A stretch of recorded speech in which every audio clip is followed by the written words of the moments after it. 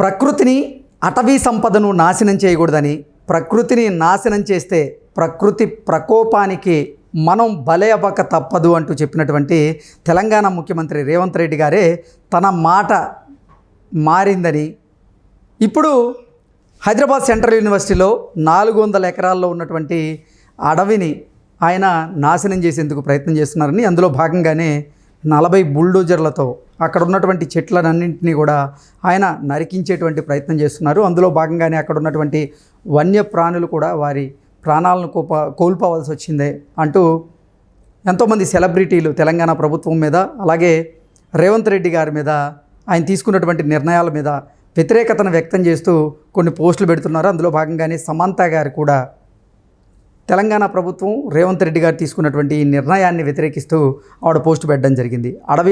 అటవీ సంపదను నాశనం చేయడం మంచిది కాదు, దానివల్ల వన్యప్రాణులు ఇబ్బంది పడతాయి అంటూ ఆవిడ పెట్టినటువంటి పోస్ట్ ఏదైతే ఉందో 2 తెలుగు రాష్ట్రాలు ఇప్పుడు సంచలనంగా మారినటువంటి నేపథ్యంలో ఈ అంశం మీద మనం పూర్తి స్థాయిలో విశ్లేషణ చేసుకుందాం. ప్రస్తుతం మనతో పాటు ఉన్నారు ప్రముఖ సినీ రాజకీయ విశ్లేషకులు జగదేవ్ గారు. వారితో మాట్లాడదు. జగదేవ్ గారు నమస్తే అండి. నమస్తే అండి.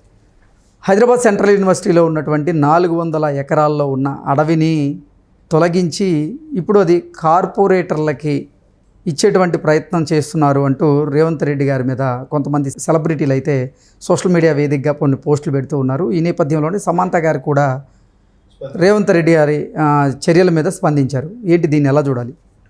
యాక్చువల్గా ఇది ఒక 4-5 రోజులుగా గగ్గోలు పెడుతుంది. హైదరాబాద్ సెంట్రల్ యూనివర్సిటీకి ఆనుకొని ఉన్న 400 ఎకరాల స్థలం ఏదైతే కొండలు గుట్టలు అడవి ప్రాంతంలాగా ఉందో అది అన్యాక్రాంతం అయిపోతుంది, అంటే కబ్జాదారుల చేతుల్లోకి వెళ్ళిపోతుందనే ఒక ఆందోళన అయితే సర్వత్రా వ్యక్తమవుతుంది. అయితే దీనికి సంబంధించి సెంట్రల్ యూనివర్సిటీ విద్యార్థులు ప్రభుత్వం యొక్క దిష్టి బొమ్మ దహనం చేయడము, ధర్నాలు చేయడము, క్లాసులు బాయ్కట్ చేయడం ఇవన్నీ చేస్తున్నారు.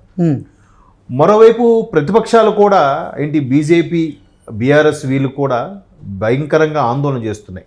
ఈటెల రాజేందర్ గారు కానీ, మన కేంద్ర మంత్రి బండి సంజయ్ గారు కానీ, వీళ్ళందరూ కూడా. ఇదిలా ఉంటే అసలు కాంగ్రెస్ వాళ్ళు, ఉప ముఖ్యమంత్రి భట్టి గారు కూడా నిన్న ప్రెస్ మీట్ పెట్టి కొన్ని పత్రాలు చూపించారు.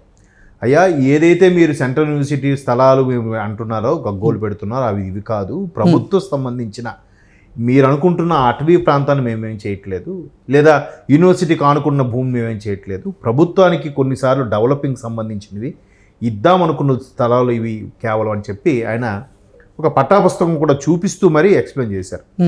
కానీ ఈ తీవ్రత ఎంత వ్యతిరేకతకి వెళ్తుందంటే, సినిమా స్టార్లు సెలబ్రిటీలు కూడా పచ్చని మొక్కలు పెంచాలి తద్వారా, ఎందుకంటే ఇయర్ బై ఇయర్ ఉష్ణోగ్రతలు పెరిగిపోతున్నాయి. ఇప్పుడు ఒకప్పుడు రూమ్ టెంపరేచర్ 25-23 అనేవారు, అది ఇప్పుడు రూమ్ టెంపరేచర్ 27 అయిపోయింది నార్మల్ రోజులు అని చెప్పారు.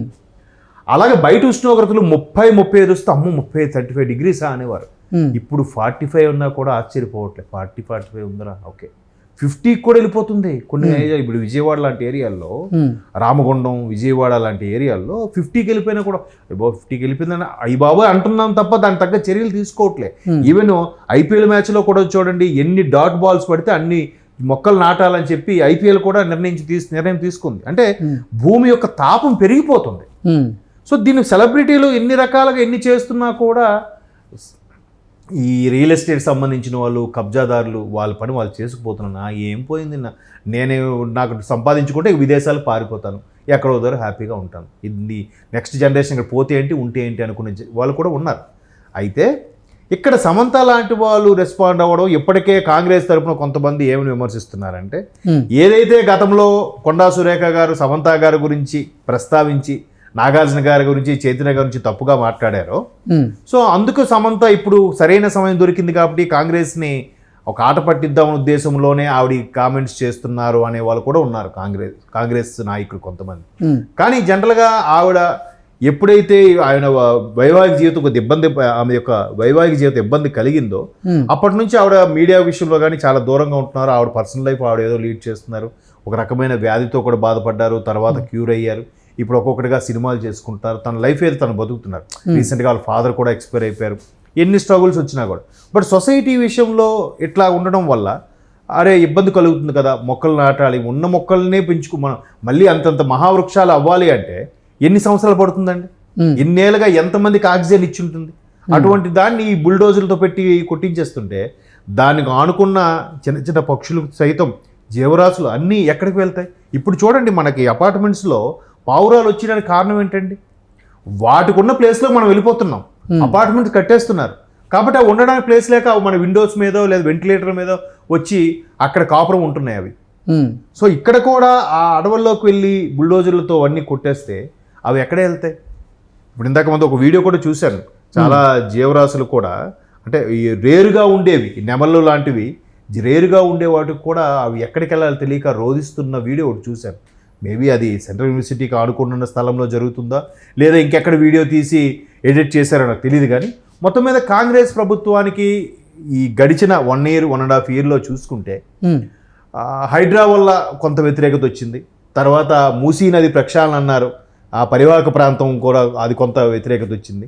ఇప్పుడు ఈ సెంట్రల్ యూనివర్సిటీ వ్యవహారం కూడా కొంత వ్యతిరేకత అయితే వస్తుంది. దీనివల్ల ప్రభుత్వానికి కొద్దిగా ఇబ్బంది కలిగే పరిస్థితులు అయితే రానున్నాయి. ఎందుకంటే సెలబ్రిటీలు కూడా ఇట్లా స్టేట్మెంట్లు ఇవ్వడం వల్ల ఇప్పుడు ఫస్ట్ సమంత గారు వచ్చి ఇచ్చారు, ఖచ్చితంగా మరొక 2-3 దీని ఈ బాటలో నడుస్తారు.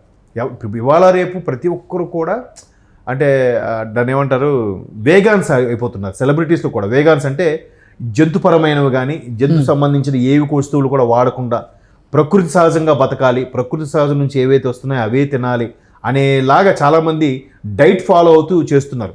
సో ఈ సమంత లాంటి వాళ్ళు చాలామంది సెలబ్రిటీస్ కూడా మ్యాక్సిమం ప్రకృతికి హాని కలగకుండా ఉండే విషయాల్లోనే వాళ్ళు కేర్ తీసుకుంటున్నారు. సో ఖచ్చితంగా వాళ్ళు ఫైట్ చేస్తారు. దానితోడు కొన్ని ఎన్జిఓస్, స్వచ్ఛంద సంస్థలు, ఇప్పుడు జగ్గి వాసుదేవ్, సద్గురు అటువంటి వాళ్ళు కూడా దీనికి చాలా ప్రోద్బలంగా ఉన్నారు. అంటే ఇట్లా ప్రకృతిని ప్రేమించండి, అసలు ప్రకృతిలో దైవత్వం ఉంది అన్నట్టుగా ఆధ్యాత్మ వైపు కూడా తీసుకెళ్తున్నారు. బట్ అలాంటి జగ్గి వాసుదేవ్ మీద కూడా ఎలిగేషన్ ఉంది.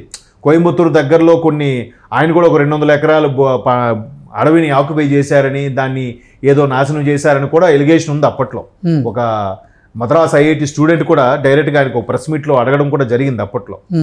బట్ ఆయన ఏంటంటే దాన్ని మరికొంచెం డెవలప్ చేసి ప్రకృతికి, నేచర్కి బాగా కాపాడే విధంగా డెవలప్ చేసాడు తప్ప ఎక్కడ నాశనం చేసేసి బిల్డింగ్లు కట్టేసేలా చేయలేదు ఆయన. సో అలాంటి దగ్గర అంత ఎలిగేషన్ వచ్చినప్పుడు ఇక్కడ చూస్తే మొత్తం మీరు అన్నట్టు 400 ఎకరాల స్థలంలో ప్రకృతి సహజ సిద్ధంగా ఏర్పడినవి ఎప్పుడు తొలగించినా కూడా దాని ఇంపాక్ట్ ఖచ్చితంగా చూపిస్తుంది.